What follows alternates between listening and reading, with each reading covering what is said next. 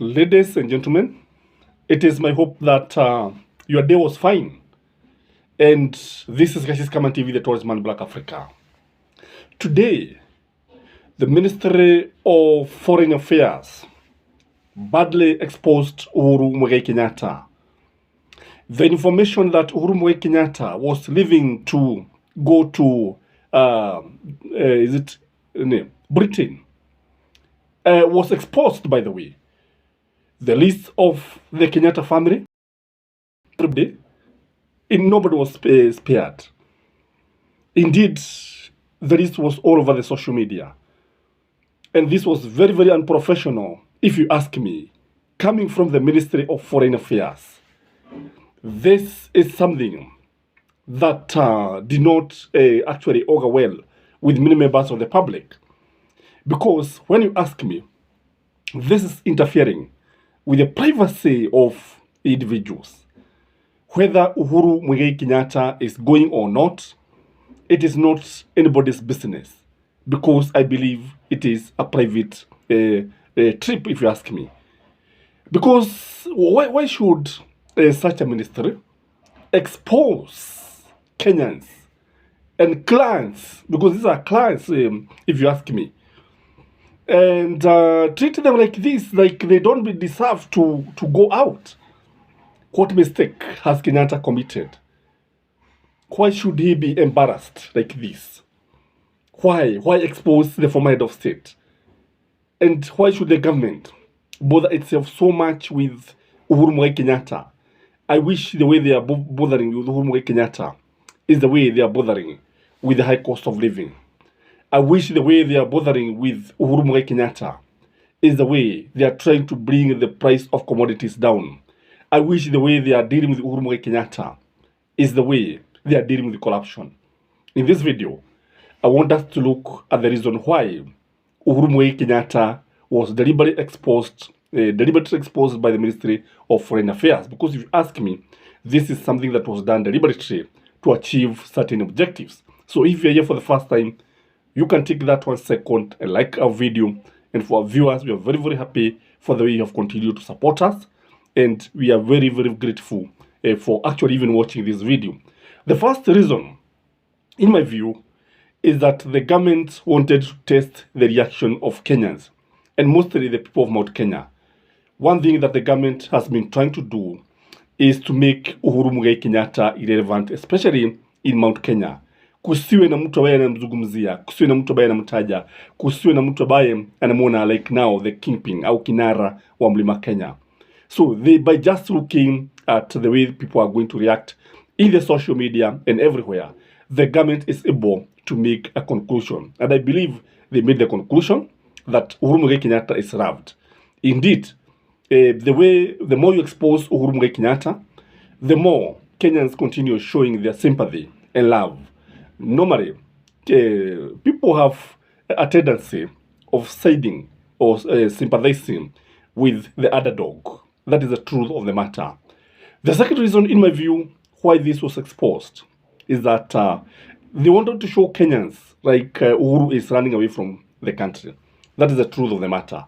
There's one narrative that has always been exposed by or expounded by Kenya Kwanza government, that Uhuru Kenyatta has been funding maandamano. Walikuwa wanataka kuonyesha kwamba baada ya kufadhili maandamano sasa anatoroka. They wanted to show Kenyans that Uhuru Kenyatta is not even concerned kata kama nchi inatubukia wapi, is least concerned because he has another he has another home somewhere else. That is the truth of the matter. Otherwise, why would you expose Kenyatta just because he's going? And we have seen many people in the executive going out, even secretary. Wengine hata tujui kama wanaenda, tunaona tu, tunasikia tu baada ya kuwakosa muda fulani ndio sasa unasikia wamewalienda kitabo. So why expose Uhuru Kenyatta? In my view, the government wanted to show Kenyans, to sell the false narrative that Uhuru Kenyatta is running away from Kenya with his family. The other one is that they just wanted to expose and embarrass the president. Unajua sasa, a private tour is private, just as it is. And now when you bring now the issue of families, you remember very well that Uhuru Kenyatta's sons had been instructed to surrender the guns. And Uhuru Kenyatta again had his security details scaled down, and Mama Ngina Kenyatta had her security removed completely, recalled completely, until Kenyatta himself had to share and said some of his security to his mother, which was a good move in my view.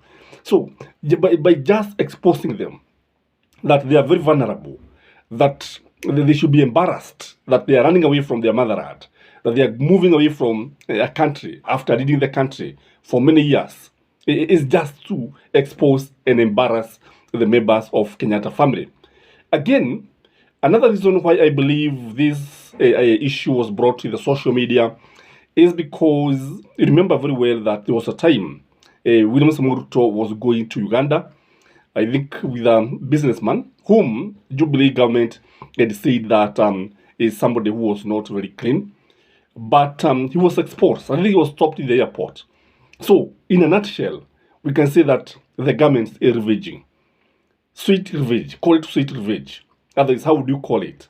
Because one thing that we have realized with William Ruto's government is full of vengeful men and women. Very vengeful. People who carry grudges. People who don't forgive. That is the truth of the matter. So they were on a revenge mission just to show Uhuru Kenyatta ya kwamba malipo ni papa hapa duniani, biguni tuenda tu kumwibia Mwenyezi Mungu.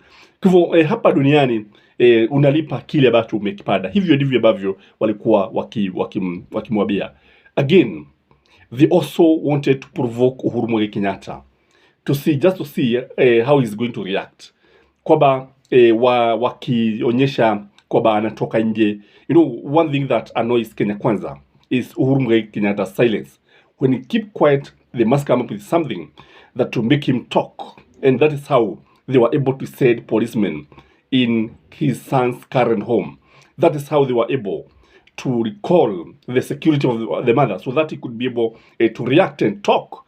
So I believe even here, they want maybe even to draw him in court battles. Because this is interfering with the privacy. And you see, it is against the law. They just want even him to come out so that they can read their mind before he leave the country. Again, they also wanted to pass a message to Uhuru Kenyatta that we know you are living. We are following you. We will be following you. We have been following you. We know everything that you do. Kwa hivyo huwezi ukajificha. That is a message that was being passed to Uhuru Kenyatta. And it could also be a way of scaring the Kenyatta's family members.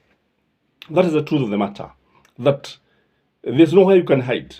Because already we shall follow you. Already we shall know wherever you go. I don't know why this should happen. I don't know why this one should bother William Ruto's government. And if there is one thing, one area that William Ruto government has failed, is the way it has saddled the former president. Kwa sababu mwaka mzima tumekuwa tukizungumzia Uhuru Muigai Kenyatta. That is the truth of the matter. We cannot keep on talking about one issue. How does talking about Uhuru Muigai Kenyatta help us? Inatusaidia kwa nini? Inatusaidia aje?